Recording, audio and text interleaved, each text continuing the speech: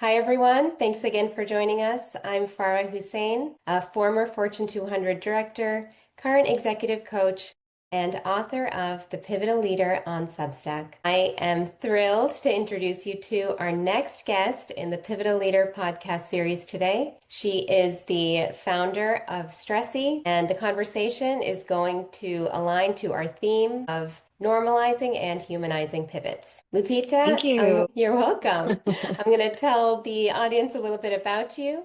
Lupita Almuhana is the founder of Stressie, a platform designed to help individuals and organizations better understand, track, and manage stress through science-backed tools and technology. Combining her background in corporations, wellness, and psychology, Lupita launched Stressie to make stress management more accessible and actionable. Her mission is to empower people to take control of their well-being and to help workplaces foster healthier, more resilient teams. Thanks for being here with us. Thank you for having me, Farah. It's so good to see you. I know when we met, we talked about collaborating. Now we're here. So I'm really, really excited for you to share your audience with me and to trust me with this time. Yes. And at that time, this podcast didn't even exist, but we had an intuition We that we did. were We did. going to collaborate in some way. I remember at that time, you had told me that you were already offering wellness solutions to companies for over a decade. And now you're a tech founder because you've introduced tech into that offering. When did you decide that it was time to introduce tech into your offering? Wow. Yeah, this is a great question. I really have been preparing myself over the years and I've been listening um, to people's needs. So, yes, like you said, I've been delivering and offering wellness services now over a decade to mid-size, large-size corporations, and it's been going really well. I actually had a full-time job before. As you said, I was in the corporate space. I was a global marketing director for a company, and I was also a solution specialist for them. And I always loved my jobs, and I never thought I would do anything different. But when I started seeing how much people were burning out in the workplace, and it wasn't called burnout back then, it was really just called like people losing their stuff at work. Stuff meaning like, shit, like they were just losing it. And I saw this throughout my entire career. I just thought, what can I do with my background in wellness? Because I started very young, getting into yoga and meditation and well-being practices. And I thought, let me just share it.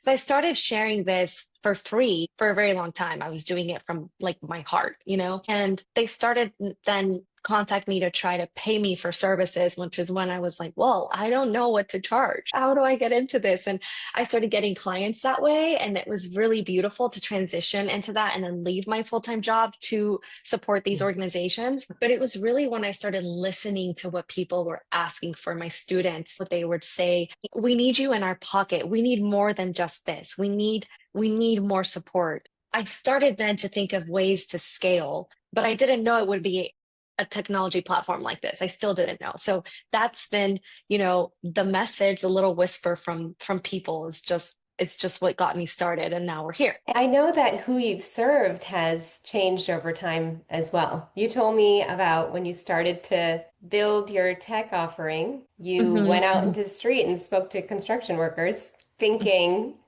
they're going to want this. Why wouldn't they? Yeah, it's so funny. So when people started asking me for solutions like this, it was mostly frontline workers, people who are very high stressed roles. But I had seen it before that too, when I would walk the floor. So I worked for 3M for a long time, and my job as a solution specialist was to go to production floors and spec my adhesive into their production lines. That was my job, and that was an incredible kind of chemical engineering sales role. And I was so obsessed when I started that job. I was like, I'm going to go into these companies and they're going to use 3M adhesive and that's it. And it's going to be amazing. What I started to see in those places was people having accidents on the line, people being so stressed out that they're missing instructions and they're not following things correctly. And when production managers started to ask me, Kita, we know you're so involved in wellness. Can you come and do like a meditation here? I started to think, okay, there's something more than I can bring to the table. And so, along with those same kind of shift work, late night, more stressed workers, I thought, what is the most underserved industry here? And I thought, why don't I start with construction? I know it's already needed in the frontline space. I know it's needed in this other space, but what about construction workers? There's so much addiction in that space, or substance dependence, I shall say. There's so many accidents. I think when I started researching, there was like $150 million a month being spent on workman comp Mm. claims because of all these accidents people are having. And we all know stress leads to, our prefrontal cortex only tunneling vision on that one stressor that you're thinking about, and your periphery is no longer kind of used. And so you're not paying attention to things. And so when I went to Harvard and studied stress, I was like, construction workers, that's it. And there was a construction site in front of Harvard by the Harvard Business School. I was like, I'm just going to go show up and interview them, because we had to get case studies and we had to get ground truth that people would need our thing that we were creating. And very quickly, I found that no, they would never use an app. They don't use wearables. They don't care.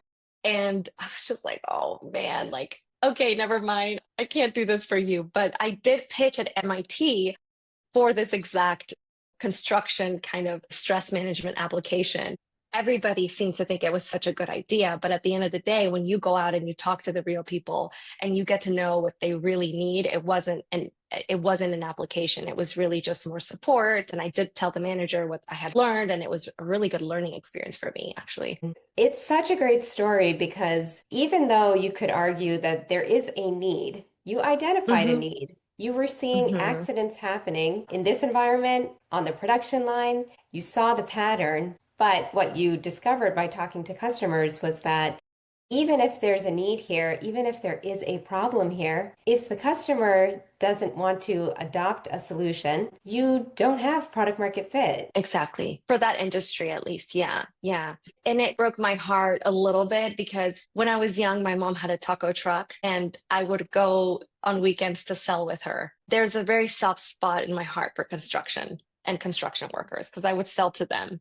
They were the reason why I had the lifestyle I had, me and my mom and my sister, because they were buying tacos from my mom. And so for me, it was always like, I want to help them in some way. Right. But I also had all these other industries that were knocking on my door, like, hey, we want what you're bringing to our corporation. We want it in like a platform or like an app. They would always ask me, do you have an app, or do you have a YouTube channel, or do you have this? Because I need you not just here, I need you offline too. And so it was really beautiful that then I was like, oh, who else needs this? Is this other industry that's been in the back of my head for a very long time, in my heart too. But unfortunately, it was going to take a revolutionizing that whole entire industry in order for me to help. And so I did end up partnering with a gentleman who I met at a conference, and we're working on a few things. He's more in the field with rig workers, and he does deal with a lot of, you know, tougher industries, and he really believes in wellness. And so we've started to partner on several initiatives, and I'm excited to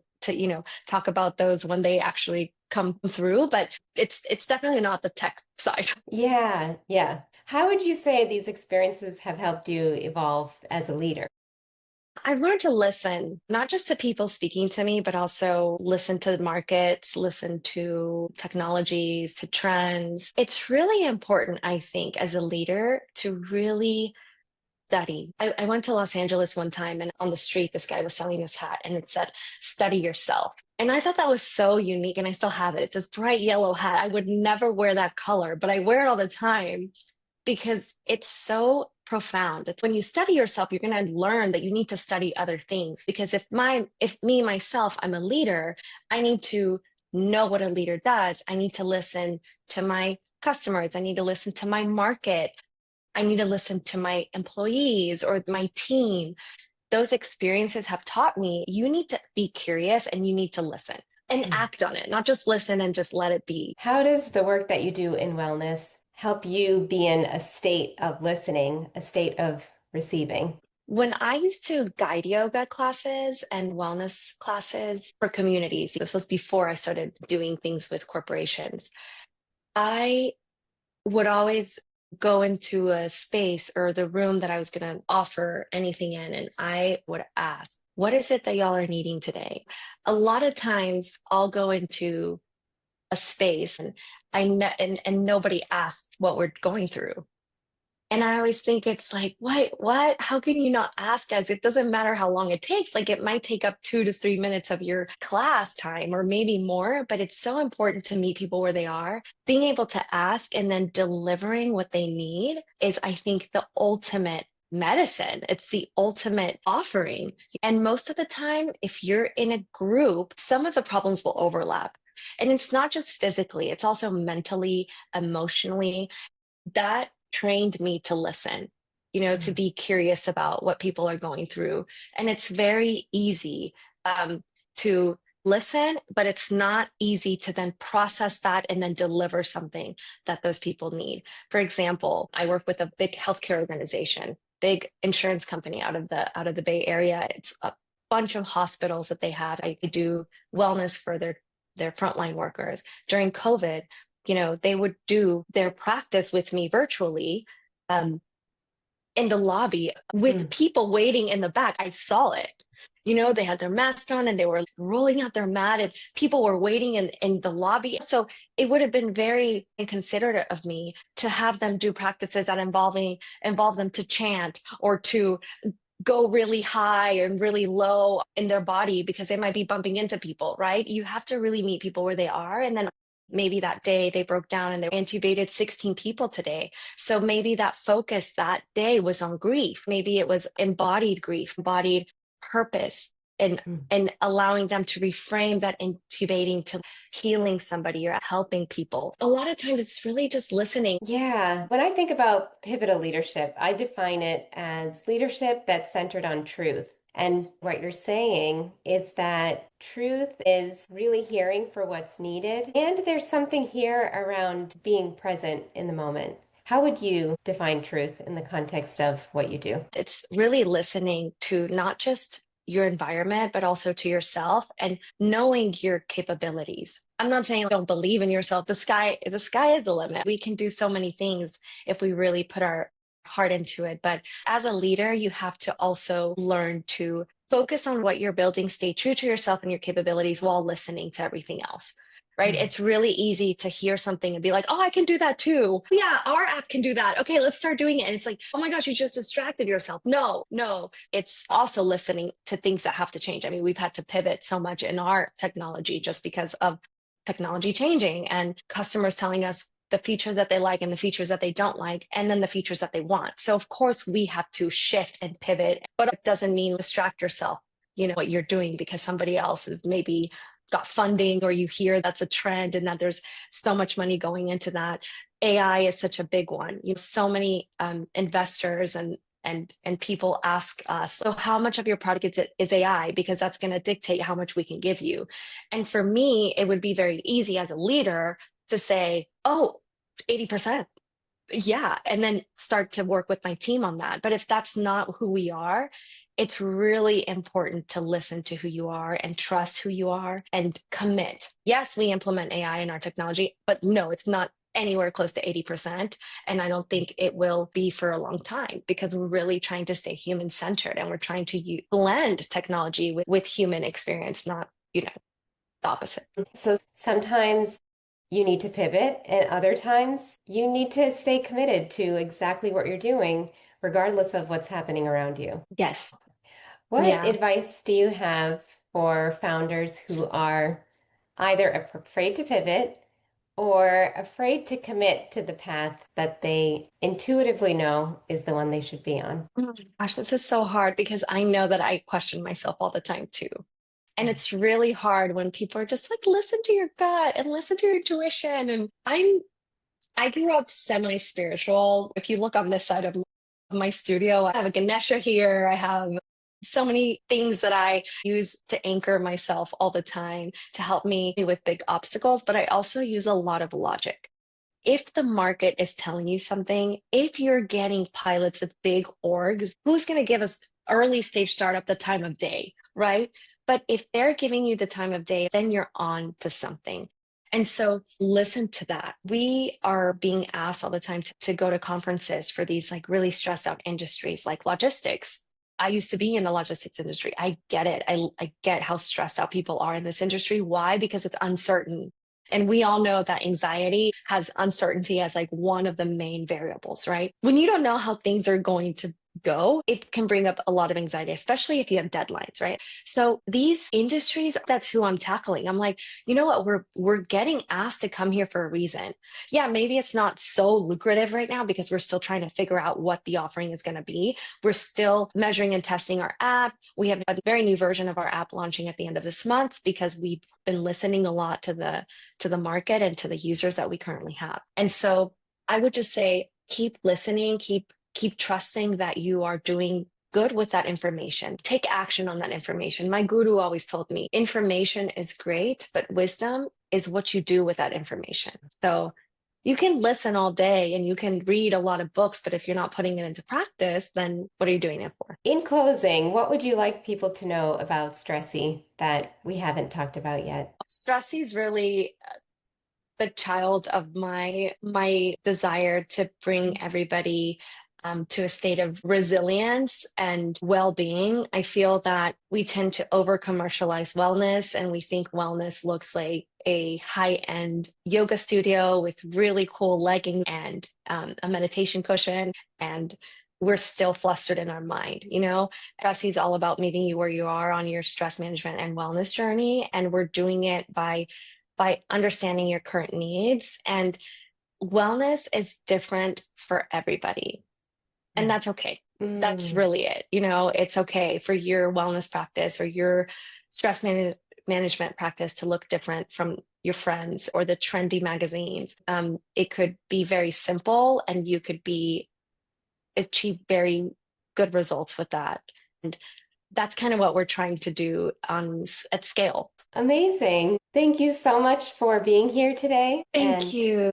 for our listeners, please subscribe to the Pivotal Leader on Substack to get the full conversation with Lupita. Share it with others, and we will see you next month. Thank you, Farah, for this beautiful time. And thank you to your audience and your listeners. I'm so excited. And yeah, stay tuned for all the good stuff coming up.